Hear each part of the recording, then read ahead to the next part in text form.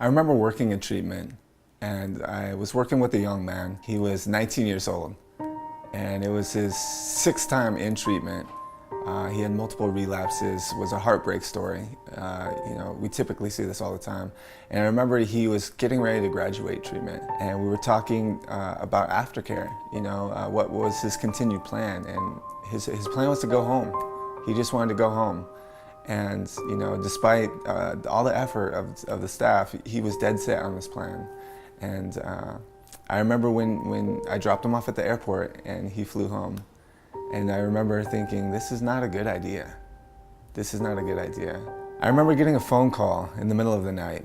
It was about 3 o'clock in the morning from his mother. And she said that her son didn't wake up, that he had died from a drug overdose. And I remember having such a profound experience of guilt, of shame, of regret, thinking, what could I have possibly done to stop this tragedy from happening?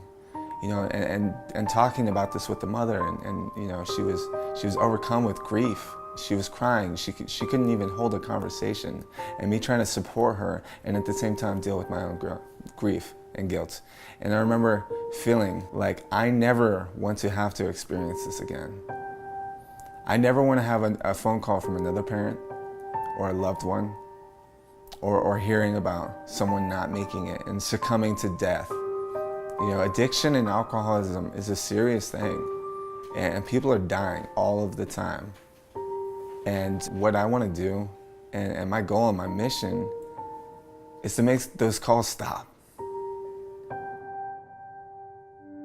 I'm Roman, co-founder of Sober Life Coach, and I encourage you to make that call today. Addiction and alcoholism is a deadly disease. Your life or the life of your loved one is at stake. Take a stand, reach out so we can prevent another phone call like the one I received.